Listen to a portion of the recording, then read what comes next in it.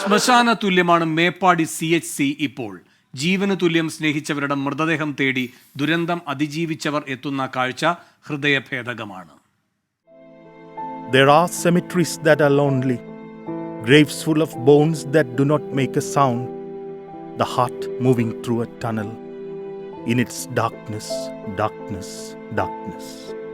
അതെ, മേപ്പാടി കുടുംബാരോഗ്യ കേന്ദ്രം ഒരു ശവപ്പറമ്പ് പോലെയായി. ഉറ്റവരെയും ഉടയവരെയും തേടിയെത്തുന്നത് നിരവധി പേർ. തന്റെ കൂടപ്പിറപ്പുകൾ ഉണ്ടാവരുതേ എന്ന പ്രാർത്ഥന മാത്രം എങ്ങും അലയടിക്കുന്നു. മനസ്സ് മരവിച്ച നിമിഷങ്ങൾ. ജീവൻ നഷ്ടപ്പെട്ടവരിൽ ഉറ്റവരെ കാണുമ്പോൾ കണ്ണുകൾ അലതല്ലി അലച്ചു വരുന്ന പുഴ പോലെ നിറഞ്ഞൊഴുകുന്നു. ഉറ്റവരെ കാണാതെ വീണ്ടും ദുരന്തഭൂമിയിലെത്തി ആരെയൊക്കെയോ തേടി അലയുന്നവർ.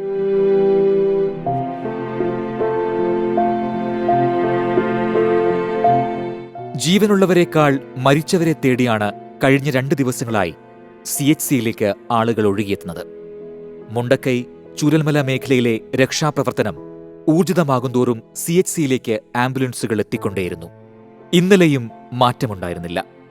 തിരിച്ചറിയാനാകാത്ത ജീവനറ്റ ശരീരഭാഗങ്ങളും CHCയിൽ ഇനിയുമുണ്ട്. പിതാവിന്റെ സഹോദരനും ഭാര്യയും അവരുടെ മകളെ കല്യാണം കഴിച്ചുവിട്ട വീട്ടിലേക്ക് തലേന്ന് ദിവസം പോയതായിരുന്നു. 4 മൃതദേഹങ്ങളാണ് ഞങ്ങൾക്ക് കിട്ടിയിട്ടുള്ളത്. ബാക്കിയുള്ളവർ ജീവനോടെയോ അല്ലാതെയോ ഏത് രീതിയിലുള്ളത് ഇതുവരെ അറിയാൻ കഴിഞ്ഞിട്ടില്ല. ഇപ്പോൾ 3 ദിവസമായിട്ട് വരുന്ന എല്ലാ മൃതദേഹങ്ങളും ഇവിടെ അല്ലാണ്ട് നിലമ്പൂരിൽ നിന്ന് വന്നിട്ടുള്ള മൃതദേഹങ്ങളെല്ലാം ഞങ്ങൾ തിരിച്ചറിയാൻ വേണ്ടി ശ്രമിച്ചു. പക്ഷേ അതിൽ നിന്നും ഞങ്ങൾക്ക് ഇതുവരെ കിട്ടിയിട്ടില്ല. അപ്പോൾ അദ്ദേഹത്തിന്റെ മക്കളും മരുമക്കളും എല്ലാവരും ഇവിടെ ഈ മൃതദേഹം തിരിച്ചറിയാൻ വേണ്ടിയിട്ട് ഫോട്ടോയും എല്ലാം ഞങ്ങളുടെ കയ്യിലുണ്ട്. പക്ഷേ അതുമായി സാമ്യപ്പെടുന്ന രീതിയിലൊന്നും ഇതുവരെ കിട്ടിയിട്ടില്ല. 100ലേറെ ജീവനറ്റ ശരീരങ്ങൾ ജില്ലയിലെ ദുരന്ത മേഖലയിൽ നിന്ന് മാത്രം എത്തിയിട്ടുണ്ട്. ഇതിനു പുറമെ ചാവുപുഴയായി ചാലിയാറിലൂടെ കുത്തിയൊലിച്ചൊഴുകി തീരത്തണഞ്ഞ മൃതദേഹങ്ങളും നിലമ്പൂരിൽ നിന്ന് ഇന്നലെ വൈകിട്ടോടെ ഇവിടെ എത്തിച്ചു.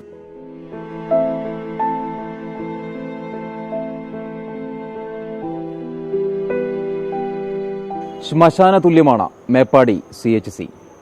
ജീവന് തുല്യം സ്നേഹിച്ചെത്തുന്നവരുടെ മൃതദേഹങ്ങൾ തേടി ദുരന്തം അതിജീവിച്ചെത്തുന്നവരുടെ കാഴ്ച ഹൃദയഭേദകം. നിരാശയും പ്രതീക്ഷയും ഒരുപോലെ മാറിമറയുന്ന മുഖങ്ങൾ.